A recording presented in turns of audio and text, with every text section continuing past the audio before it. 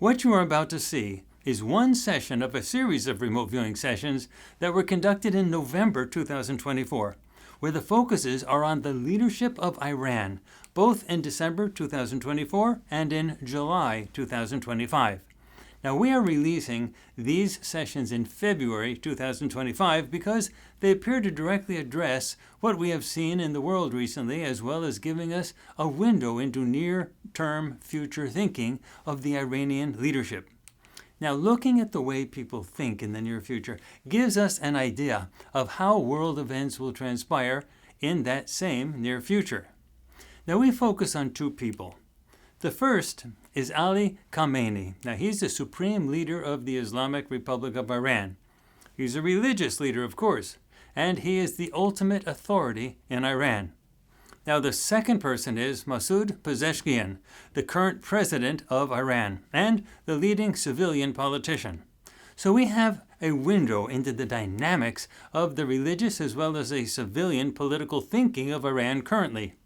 It is important to remember that starting in early December 2024, the Assad government of Syria collapsed, and Syria was invaded on multiple fronts. The prime instigators of this were Turkey and Israel. Indeed, Israel invaded much of Syria during the collapse, and Syria is now essentially split up into various sections. Now, under the Assad regime, Syria was a strong ally of Iran. Most of the supplies and weapons that Iran sent to both Hamas in Gaza and Hezbollah in Lebanon were shipped through Syria. People involved in training both Hamas and Hezbollah also traveled through Syria to and from Iran. Indeed, without the help of Iran, Hamas and Hezbollah would not have been able to offer much of a threat to Israel. The collapse of the Assad regime changed all of that. Territories were shifted and routes of supply disappeared in just a few days. Now, the remote viewing sessions conducted for this Deep News project were done in November 2024 before the collapse of the Syrian government. So this project gives you a great opportunity to see how remote viewing can be used to see elements of the future without being able to know exactly how those elements come to be. But given the changes on the ground, so to speak, this project also gives you a window into the near-term thinking of the Iranian leadership. And with that, we can make educated guesses as to what is going to happen in much of the world between now and July 2025. I want to invite everyone who is watching this Deep News project involving the Iranian leadership to chime in, to voice your opinions about what you think is going to happen based on these results. Again, the session that you are about to see is just one of 5 sessions that we obtained for this project. So stay tuned through February 2025 for the other sessions. Also, I encourage all of our audience to watch the huge library of projects that you can find at FARSIGHT'Prime.com, our streaming service. FARSIGHTPrime.com is cutting edge and technically equivalent to any of the major streaming services. All of our major projects are contained only on FARSIGHTPrime.com.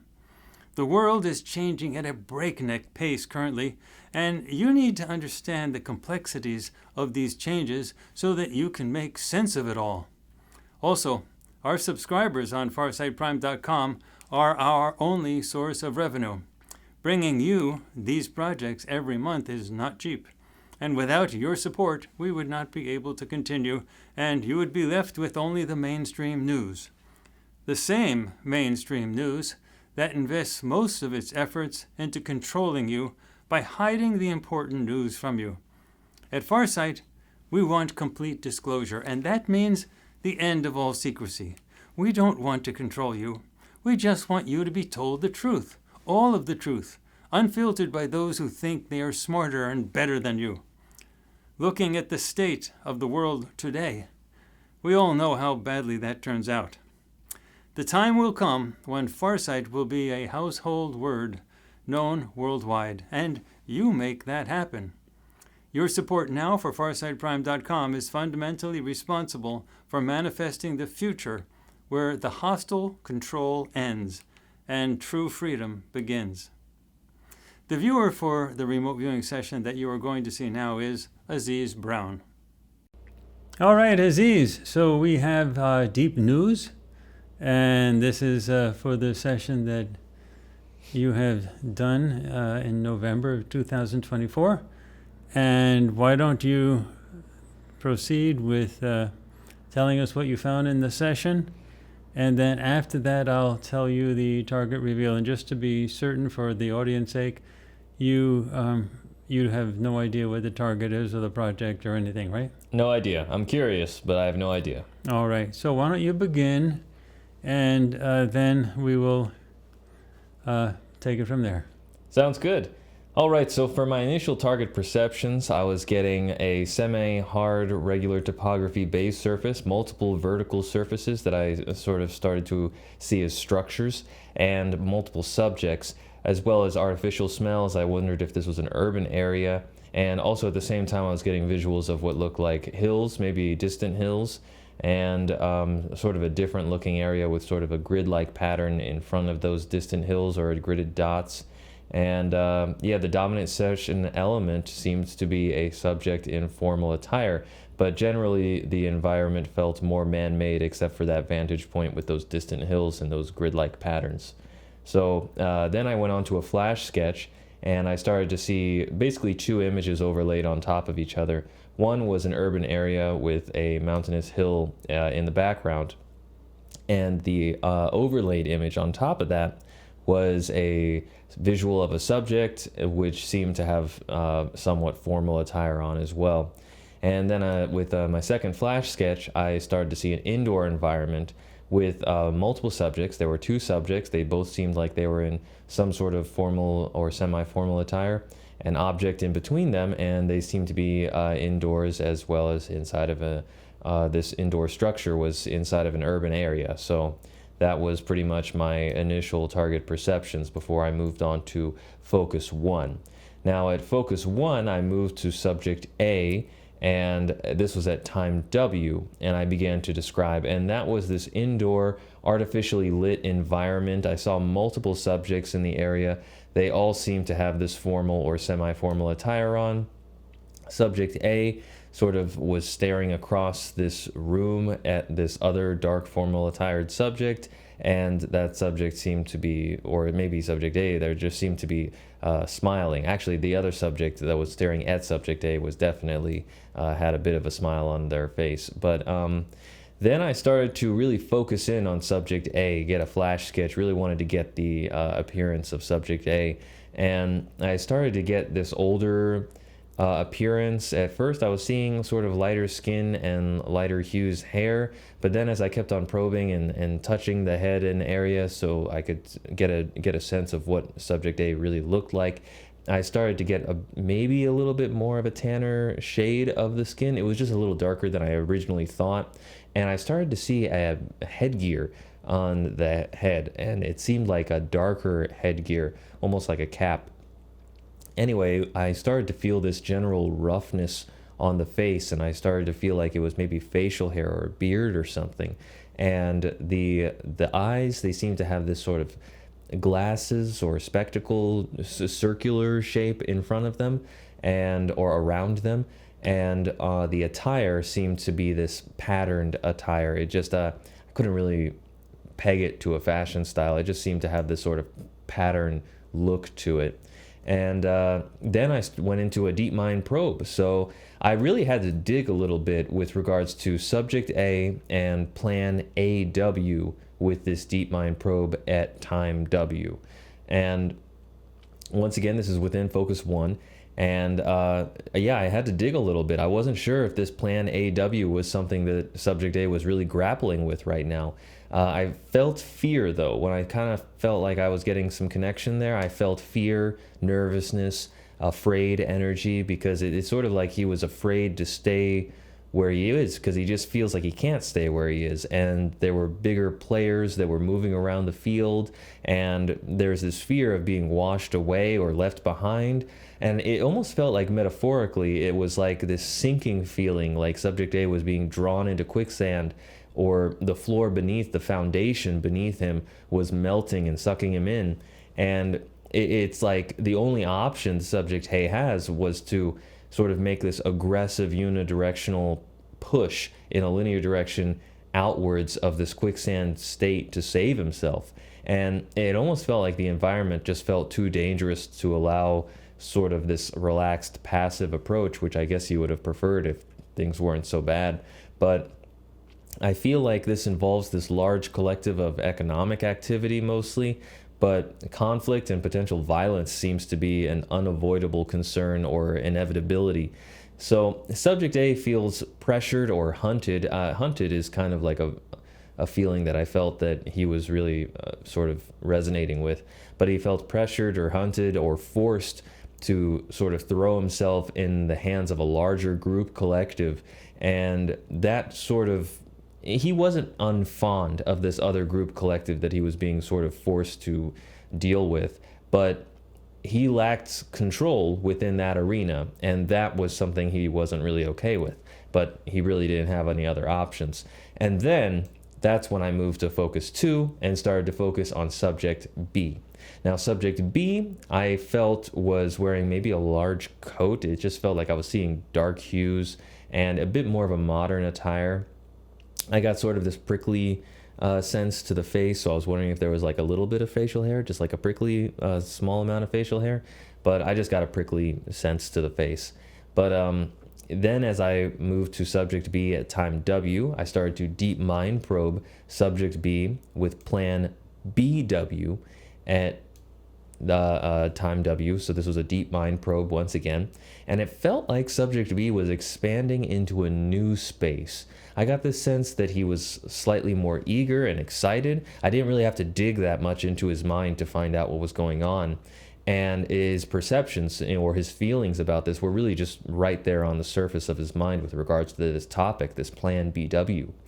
I feel like subject B stands to gain something from this whole experience. I don't know how he profits, but I think the issue is a bit more nuanced than using just the word profit in its conventional sense. I just feel like this sense of expansion, maybe acquisition of like land or territory or just some concept of space, however that may be defined in the specifics, even if it's just like in an abstract sense of the word space. But multiple other subjects with varying degrees of power are there and involved. I started to deduct again this environmental acquisition energy because it just seems like space was a theme here. And it just seems like these other subjects that were involved were also in formal looking attire.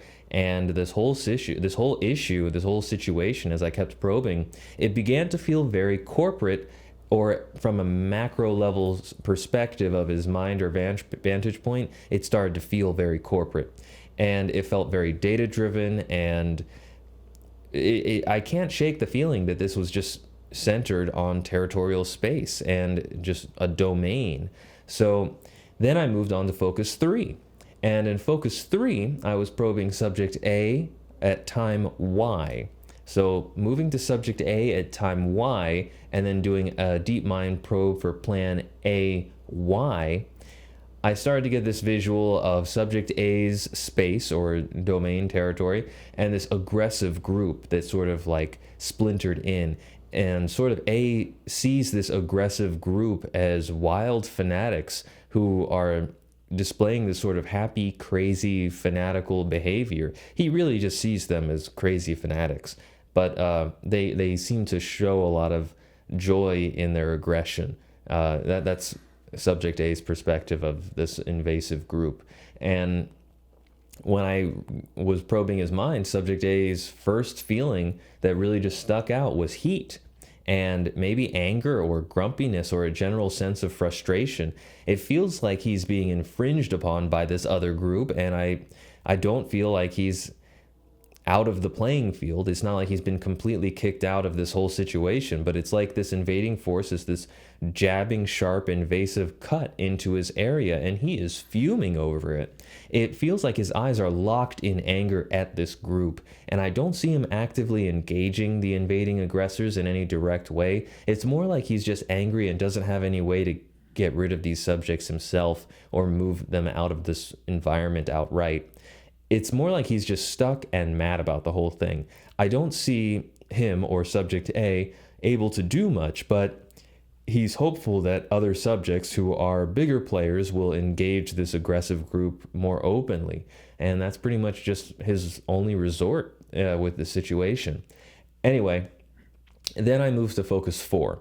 And focus 4 with subject B at time Y. So now I'm doing a deep mind probe of subject B regarding plan BY at time Y. Subject B seems not as happy as I expected him to be. It almost feels like subject B is bogged down by others in this situation, and I started to deduct like bureaucracy and stuff, but it's like these other subjects that he's working with, it just seems like he's in this, I deducted like corporate and Congress and stuff like that. It just feels like he's feeling bogged down, but emotionally he just feels sour and bitter. Subject B seems hungry and bitter about something akin to like a forced stalemate, or not really a stalemate, but an unexpected hindrance that has limited the advance of their plans. I feel like only a fraction, like a small fraction of, well, not too small, but only a fraction of their original plan got done. And the circumstances around this greatly angered subject B, despite acquiring some source of success. Subject B's mind seems rife with angry energy and complaining energy. A lot of complaining is going on, and a mess of visuals that look like sort of this stagnant bureaucratic meeting with formal dressed subjects in an indoor corporate environment. And this all feels like nothing seriously significant is getting done, which can actually push the ball forward from subject B's perspective. And yeah, those visuals of just, a table or what looks like an object that's similar to a table, and a bunch of formally attired subjects sitting down at that table, and subject B sort of standing up and being in this vicinity. And metaphorically, it's like steam's coming out of his ears. He's just angry. He's complaining. He's stressed. And that's pretty much all subject B's doing. And just it seems like he's aware, despite his complaining, that there's really nothing he can do to change this at the moment. He feels stuck. So yeah, that does conclude all of the data that I have for this session. All right. Well, would you like to know what the target is? Very much so. I don't know what this one could be. Okay, well, this target is very timely because there's so much going on. This went to the Middle East and went to Iran. Oh, okay. So this focused on two people, subject A and subject B. So subject A in Iran is Ali Khamenei, who is the supreme leader of the Islamic Republic of Iran. He's the religious leader of Iran. He's the ultimate leader, Ali So Khamenei. he's subject A? That's subject A. I'm going to Google him. Yeah, so that's never heard of subject A, that guy. Ali Khamenei. Actually, you can go to see the target reveal on your computer if you click on the file that is at the top of the desktop. Oh, I didn't get a Oh, he's got glasses on. What's That's that? great. He's got glasses on, just like I said. Yeah, he's got glasses on. He's got headgear. Your picture and description of him is perfect. That's great. Yeah. Honestly. So, and he wears these round circular glasses, which is exactly what you have. Interesting. Okay. And cool. the second subject is Masoud, and I'm gonna probably mess up this pronunciation. Pezeshkian. He's the president of Iran. Masoud Pezeshkian, if I'm pronouncing that right. And he's the president of Iran. So what we went after was the supreme leader, which is the religious leader of Iran. He's top of the line. No one's higher than him.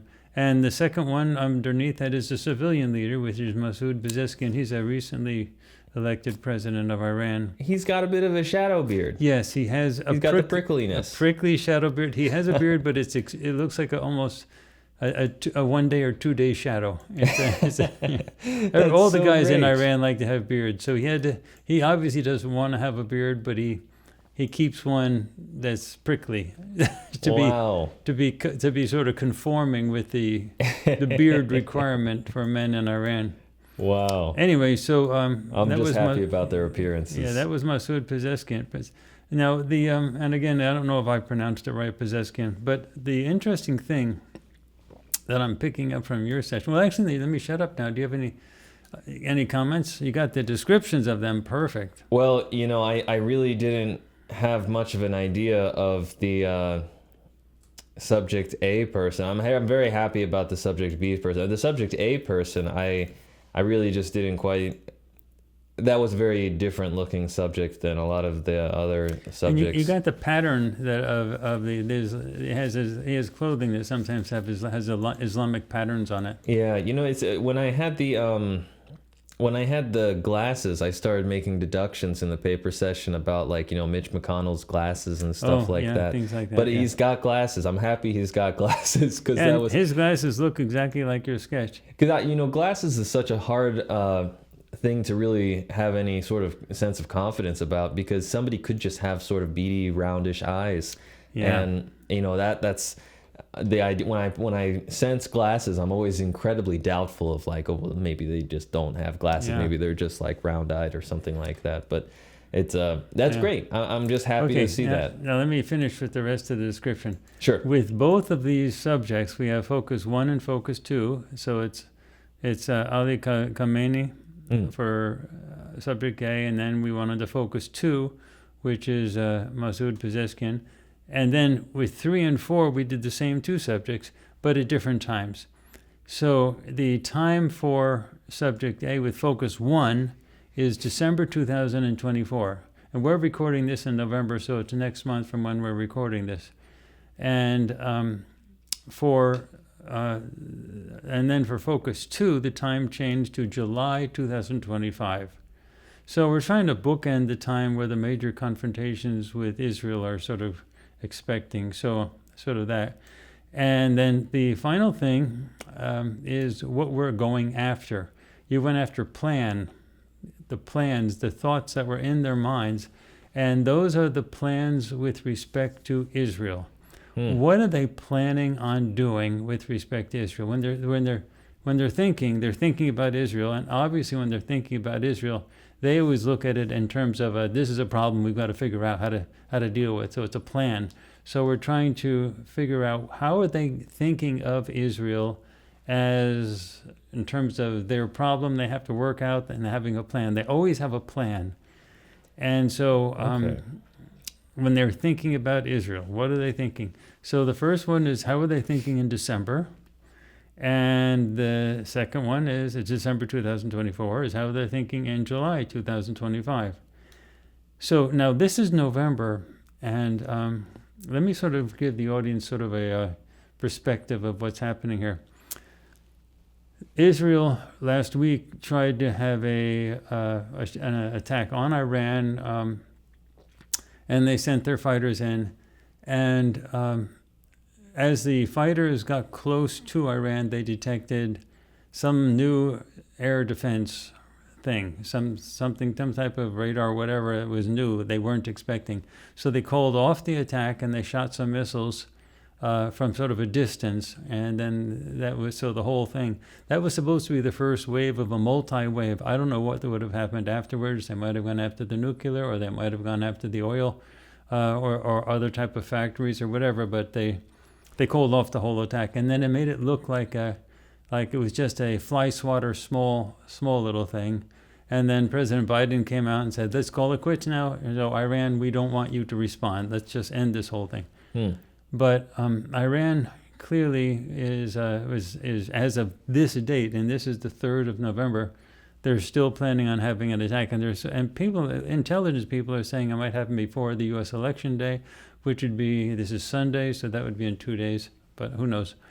And but the Biden administration has also conveyed through an intermediary, I believe it was Qatar, but it may have been someone else, to Iran, that they are not going to be able to restrain Israel should the Iranians attack Israel again. So it looks, and President Netanyahu had said that his response to Iran was going to be major, and then when it actually happened, it was minor. But now we know why it was minor. They detected this new air defense system. I'm sure at this very moment they're sorting out that new air defense system. They're trying to figure out what that is and how to get rid of it. But the issue is, what are the plans? Meaning, this is such an important topic because we're interested in how far they're willing to go. What are their plans with respect to Israel? Are there plans to go nuclear? Israel is essentially a one-bomb. if you talk nuclear, it's basically a one-bomb state. One bomb on Tel Aviv and it's gone. So, like, what are they actually thinking of? And Israel knows that. So Israel is trying to sort of figure out how to deal with that. So the real question here is, what are they thinking about, both on terms of Ali Khamenei, the supreme leader, the religious leader of Iran, and then Masoud Pezeshkian, again, if I got the pronunciation right, the president of Iran. What are they thinking about? And I guess let me shut up now, and sort of before I say what I think was interesting in what you saw, let me just shut up and you talk. Well, the big thing that I'm looking at out of the session was, it seems like from the data across the focuses, between December and July of this December, so December 2024, it doesn't really seem like they've had that territorial incursion that seems to have occurred by July 2025. And I wonder if that means that there is a territorial incursion within the actual borders of Iran, or if there's a territorial incursion within the general military network that they have that extends beyond the borders of Iran. Because they definitely feel like their space has been, like a little needle has gone into their space and infringed on their space. What does their space? You can sort of think that they're thinking of their space as including Lebanon and Gaza as well. Yeah, so I don't know, but they feel like there's an extra incursion of some sort that occurs between December and July. So we're looking at mental concepts within the DeepMind probe. So mentally, they feel like there is an extra incursion of some sort across a space, which could be physical territory, or it could be sort of a mental abstract thing, as I said in the DeepMind probe. But something new happens. So it's definitely not what I guess the mainstream has come out with. Is what Biden said is that it's over now. It's definitely not over now. It seems like they're definitely going to be fuming about some sort of incursion by July 2025. Yeah, the mainstream, in terms of the mainstream news, is just hopeless. The mainstream news, at least the mainstream news in this country, is just ridiculous. They're not reporting anything relating to this, and so many things are happening behind the scenes that we can pick up using, like, Telegram apps with groups where they're getting things from Twitter and or X and then feeding them out, and nothing. The mainstream news doesn't report anything unless it already happens. They're not talking about anyway. So there's a lot of articles now that actually they cite their sources as videos on X. So it's kind of silly to I mean, news sources like CNN, Fox, CNN, MSNBC. CNN is it's sunk so low. I don't remember. I was asking somebody the other day if if they knew anybody on CNN, and like, do you know Wolf Blitzer? And like, no, I was asking one of my classes at the university, and like, only out of like 20 people, only like one person raised their hands that they ever even heard of Wolf Blitzer or any of the other personalities on CNN. Oh, wow. And then I asked them about, rather the podcast. Do you know Ben Shapiro? Do you know Megyn Kelly? Do you know Candace Owens? Do you know, Joe Rogan, of course, everybody knew. But do you know podcasters? Pardon me? Podcasters. Podcasters, yeah, sort of the sort of the standard, Sean Ryan, things like that. They knew all of them. They knew all the podcasters, but nobody was younger people. Nobody was listening to CNN. There's a change in the times. It's a change of the time. I think it's just going to die in terms of it's just going out of business or something. But anyway, mainstream is nothing. But so when we do these things here, we're really going after what's actually, this is live news. This is what the news should be reporting on. Anyway, when I look at your focus one for Ali Khamenei, the thing that really strikes me is that's in December of 2024. He's scared. Yeah, it seems more defensive in the sense of he's worried. He seems more on the defense and the anger and the aggression doesn't really come out until there really is some sort of incursion in their space in July. Yeah. Now, if I'm pronouncing it right, Masoud Pezeshkian, the president of Iran, when I look at Focus One, he doesn't seem to be feared, Dame. He's not feeling that. He's looking at things much more corporate, and he's looking at this as sort of as an opportunity. Yeah, and he's new, and so maybe this is his time to sort of think that he can sort of start to shine as the diplomat that deals with how to negotiate things with things. I think maybe he has a little bit more power in the sense of authority than he did before or something, but it doesn't really seem like he gets things to go exactly as he wants them to go in his plans between December and July. It seems like he's kind of bogged down by others around him. So who knows what's going to happen? I think only time will tell. But you wrote down here, I feel like subject B stands to gain something from whatever this is. I don't know how he profits, and I think the issue is much more nuanced and then the word profit. It's just that there's a sense of an expansion. He definitely feels like he just comparing that within July of 2025, the Focus 4 version seems like he's mostly frustrated, not so much with the incursion into space. It seems like he's frustrated with his coworkers. It seems like he's frustrated with people around him who don't want to be as aggressive as he wants to be. Yeah, so let's actually go to Focus 3 and Focus 4. Focus 3 and Focus 4 are dealing with July 2025. Yeah. And again, with the president of Iran, he's Masoud Pezeshkian. That would be Focus 4. He's frustrated. It seems like in December he's optimistic to put his foot on the gas, and then when he tries by July, there's people around him in his own organization that get in the way or slow things down, and he's frustrated at them. That's the way I would simplify it. Yeah, so if you thought of December as a time when he thought that this was an opportunity, in January 2025, that opportunity didn't show itself, and he's frustrated. It's only part way. It says he felt a success only half of the way. Yeah, or something maybe happened, a little but not bit much. The way. Okay. Yeah. And then if you go to Ali Khamenei, the supreme leader of the Islamic Republic of Iran, the Islamic leader. He's angry.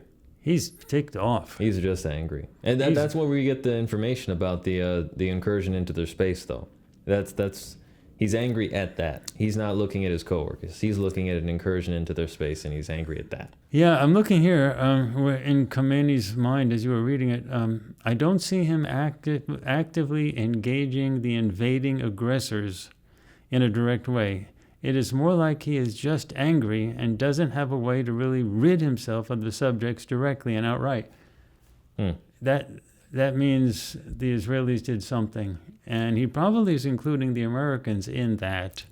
Let's be open-minded. I wonder if this will be a massive ground invasion or something like that, or it'll be something that's a bit more surgical. Because from a leader's perspective, it could even be something that's not as blatant to the people watching, the people like us watching through Telegram and stuff like that. Whether this is like a surgical strike that got deep or something like that. I mean, we'll have to wait and see. But he feels he was infringed upon. His space was infringed upon significantly. It also depends on who's president of the United States, and we're recording this 2 days before the end of the election. I say the end because we have early voting going on now. So so depending on who wins the election, that's going to have different options for. Donald Trump has said point blank he thinks the Israelis should do whatever they have to do and to go after the nuclear stuff that the Iranians have first. So, it's going to be we're going to have to interpret this when we get to it. Actually, you're the first person to do this, Target, so we're also going to be able to see what the other people come up with. Let's see what everyone else got. I'll be excited to see that. All right, Aziz, that was deep news. Yeah, great. And Thanks now a lot. we go on to the next one. On to the next one.